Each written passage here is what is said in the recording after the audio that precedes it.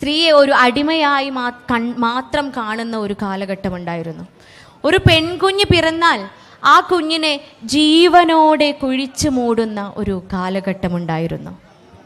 ആ കാലത്താണ് മുത്ത് മുഹമ്മദ് മുസ്തഫ സ്വല്ലല്ലാഹു അലൈഹി വസല്ലമയ്ക്കും ബീബി ഖദീജ റളിയല്ലാഹു അൻഹയ്ക്കും ഒരു കുഞ്ഞു പിറക്കാൻ പോകുന്നത്.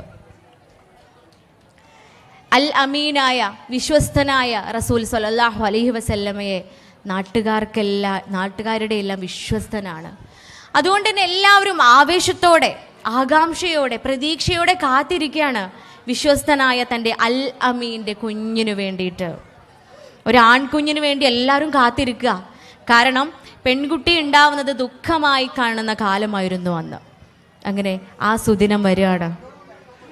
കരച്ചിലോടുകൂടി കുഞ്ഞ് പുറത്തേക്ക് വന്നു. ആവേശത്തോടെ എല്ലാവരും ഓടിച്ചെന്ന് ആൺകുഞ്ഞിനെ കാണാൻ വേണ്ടി കൊതിയോടെ ഓടിച്ചെന്ന് വാരി പുണർന്നെടുക്കുകയാണ് കുഞ്ഞിനെ. പെട്ടെന്ന് എന്താ സംഭവിച്ചെന്നറിയോ? എല്ലാവരുടെയും മുഖം വിവർണമായി, കാർമേഘം നിറഞ്ഞതുപോലെ. കുഞ്ഞ് പെൺകുഞ്ഞാണ്, ആൺകുഞ്ഞല്ല. എല്ലാവർക്കും വളരെ ദുഃഖമായി.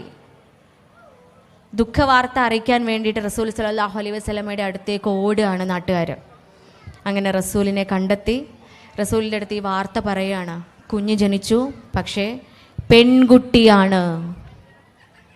നിങ്ങൾക്കറിയോ, ഈ വാർത്ത കേട്ടപ്പോൾ റസൂൽ സ്വല്ലല്ലാഹു അലൈഹി വസല്ലമയുടെ മുഖം പൂ പോലെ സന്തോഷം കൊണ്ട് വിടരുകയായിരുന്നു. സന്തോഷം കൊണ്ട് പൂ പോലെ വിടർന്ന് ഓടി തൻ്റെ എല്ലാമായ തൻ്റെ പ്രിയതമയുടെ അരികിലേക്ക്, തൻ്റെ ഭാര്യ ഖദീജയുടെ അരികിലേക്ക് ഓടുകയാണ്. തൻ്റെ കുഞ്ഞിനെ, പിഞ്ചോമന സൈനബിനെ വാരിയെടുത്ത് ചുടുചുംബനങ്ങൾ കൊണ്ട് നിറയ്ക്കുകയാണ് ഹബീബായ മുത്ത് മുഹമ്മദ് മുസ്തഫ സ്വല്ലല്ലാഹു അലൈഹി വസല്ലം. സ്ത്രീ അപമാനമല്ല, അവൾ അഭിമാനമാണെന്ന് സമൂഹത്തിന് കാണിച്ച ഉത്തമ മാതൃകയായിരുന്നു റസൂൽ സ്വല്ലല്ലാഹു അലൈഹി വസല്ലം.